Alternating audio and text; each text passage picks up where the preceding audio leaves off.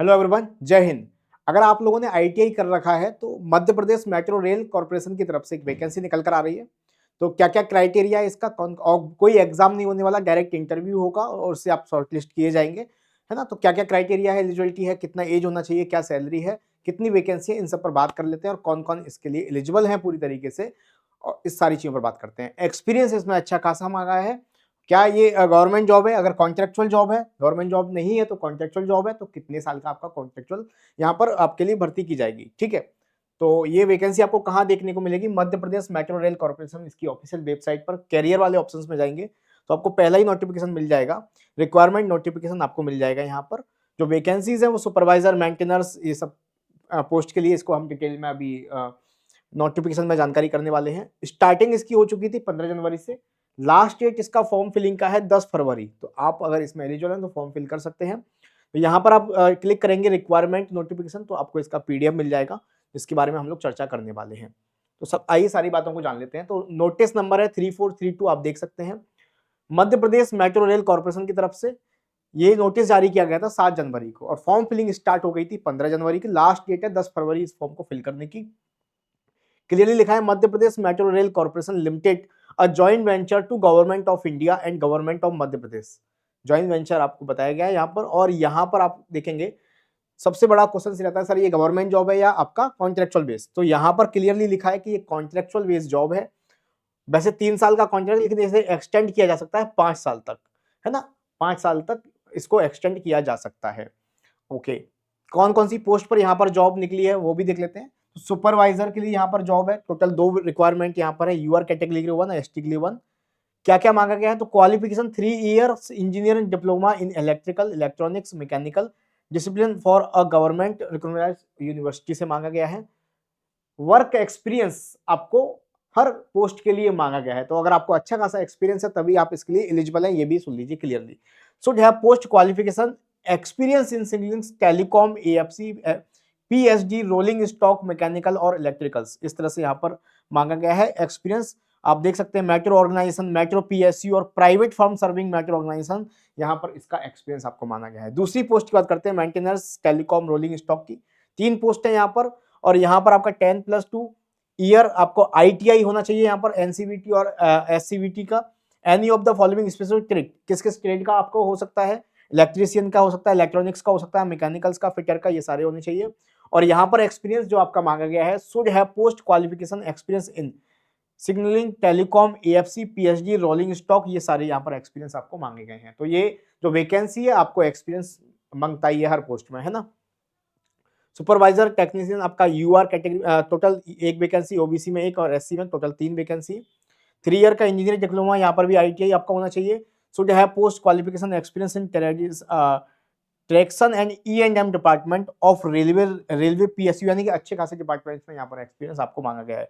अगली पोस्ट की बात करते हैं मेंटेनर ट्रेडिशन में। यहाँ पर 5 पोस्ट है आपकी और यहाँ पर भी should have post qualification experience in traction and ई&एम डिपार्टमेंट ऑफ रेलवे, यहाँ पर भी आपको एक्सपीरियंस मांगा गया है। और ये भी 10+2 आईटीआई बेस पर यहाँ पर आप एलिजिबल होने चाहिए। सुपरवाइजर ट्रैक की वैकेंसी, जिसमें केवल ओबीसी पोस्ट के लिए 1 वैकेंसी है। 3 ईयर इंजीनियरिंग डिप्लोमा आपको होना चाहिए, civil discipline from any government university. और यहाँ पर आपका एक्सपीरियंस जो मांगा गया है, should have post qualification experience in P way track, आपका यहाँ पर डिटेलिंग में पूरा दिया गया है कि आपको एक्सपीरियंस जो होना चाहिए railway PSU, metro organisation, metro PSU या private firm serving metro organisation, इन सब में आपको एक्सपीरियंस कहीं ना कहीं इनमें होना चाहिए, इनमें से किसी एक में। मेंटेनेंस वर्क की 2 वैकेंसी है आपकी, स्टोर असिस्टेंट की 2 वैकेंसी है। बैचलर डिग्री इसमें मांगी गई है, इन एनी इंजीनियरिंग डिसिप्लिन से आपकी होनी चाहिए। और यहाँ पर भी एक्सपीरियंस आपको मांगा गया है इन्हीं आपकी फर्म पर, ठीक है। एचआर असिस्टेंट की वैकेंसी है 2, इसमें भी ग्रेजुएशन मांगा गया है और इसमें भी एक्सपीरियंस वही आपको सेम एक्सपीरियंस मांगा गया है। अकाउंट असिस्टेंट की वैकेंसी है, 1 वैकेंसी है यहाँ पर, BCom MCom from government university, CA traditional from ICA, ICWA, ये सब आपको इनमें से कुछ होना चाहिए। और एक्सपीरियंस की बात करूं तो यहाँ पर experience in finance and accountant department of railway PSU, यानी कि किसी ना किसी रेलवे डिपार्टमेंट में ही आपका एक्सपीरियंस होना चाहिए। तो इससे टोटल वैकेंसी यहाँ पर 28 निकल कर आती है। तो यहाँ से ये बात तो क्लियर हो गई, आपका आईटीआई होना कंपलसरी है। 1-2 पोस्ट के लिए आईटीआई नहीं मांगा है ना, लेकिन एक्सपीरियंस सब में आपका कंपलसरी है। एक्सपीरियंस यहाँ पर मांगा है, चाहे वो प्राइवेट फर्म में हो रेलवे की मेट्रो किसी में या आपकी रेलवे की आपकी रेलवे फर्म में हो, ठीक है। पे स्केल की बात करें तो सुपरवाइजर के लिए पे स्केल है ग्रेड ए और ग्रेड 2 यानी 35,000 से 1,10,000 तक। ग्रेड पे जो है मेंटेनेंस के लिए ग्रेड पे आपको दिया गया है first and second. Store assistant के लिए, असिस्टेंट स्टोर के लिए ग्रेड 1 आपको पे दिया गया है, तो ये पे स्केल आपको है। सबसे बड़ी बात स्टूडेंट्स की यहाँ पर रहती है एलिजिबिलिटी। तो एलिजिबिलिटी कौन कौन स्टूडेंट इसको फिल कर सकते हैं। The candidate should be presently working in railway PSU metro organisation, ये सब आपको डिपार्टमेंट्स दिए गए हैं। The candidate should be presently working in private form, है ना, वो आप एलिजिबल हैं इस फॉर्म को फिल करने के लिए सुपरवाइजर ग्रेड 1 के लिए, ठीक है। और यहाँ पर उनका सैलरी स्ट्रक्चर दिया गया है। इसी तरह सुपरवाइजर ग्रेड 2 के लिए कौन कौन फॉर्म फिल कर सकते हैं, तो ये तो क्लियरली है कि रेलवे में किसी में या तो मेट्रो में या किसी प्राइवेट फॉर्म में आप वर्क करते हैं, इनका एक्सपीरियंस आपको होना चाहिए। ओके, आगे की बात करते हैं। इसी तरह से आप आगे इसको देखेंगे एज लिमिट। तो एज लिमिट क्या है यहाँ पर, तो मिनिमम एज जो है आपकी 21 साल है और रिलैक्सेशन देख लेते हैं कैसे क्या है मैक्सिमम एज में। हाँ, यहाँ पर अदर स्टेट वाले, केवल एमपी वाले बच्चे नहीं, अदर स्टेट वाले भी फॉर्म फिल कर सकते हैं, आप फॉर्म अप्लाई कर सकते हैं। आपको जनरल कैटेगरी में कंसीडर किया जाएगा। मेल अनरिजर्व कैटेगरी में जो आपकी मैक्सिमम एज होनी चाहिए, मिनिमम 21 साल है, मैक्सिमम 40 साल प्लस 3 43 साल, 3 साल कोविड की वजह से यहाँ पर बढ़ा दिया गया है। इस तरह ईडब्ल्यूएस के लिए 40 plus 3, all category candidate female के लिए, सबके लिए कोई भी कैटेगरी की हो 45 प्लस 3 48 साल की है, ठीक है। SC ST OBC के लिए यहाँ पर दिया गया है आपको 48 साल। ऐसे ही अलग अलग कैटेगरी के लिए आप लोग देख सकते हैं। लेकिन अगर आप किसी अदर स्टेट से हैं तो maximum age limit for non MP domicile application 40 plus 3 43 साल की मैक्सिमम लिमिट यहाँ पर दी गई है। तो ये आपकी एज लिमिट हो गई, ठीक है। अब आगे की बात करते हैं कि अप्लाई कैसे करना है, सिलेक्शन प्रोसेस क्या है, इसके ऊपर बात कर लेते हैं, ठीक है। हाँ, ये भी क्लियर है। हाउ टू अप्लाई, एक चीज यहाँ पर क्लियरली बोली गई है कि क्योंकि देखो इंटरव्यू बेस्ड जो जॉब होती है डायरेक्टली, उसमें धोखाधड़ी बहुत चलती है। तो आपको फॉर्म कहीं और से किसी जरिए फिल नहीं करना, धोखाधड़ी किसी की बातों में आके। आपको ऑफिशियल वेबसाइट यहाँ पर दी गई www.mponline.government.in, इसी के थ्रू आपको फॉर्म फिल करना है, या www.mpmetrorail.com।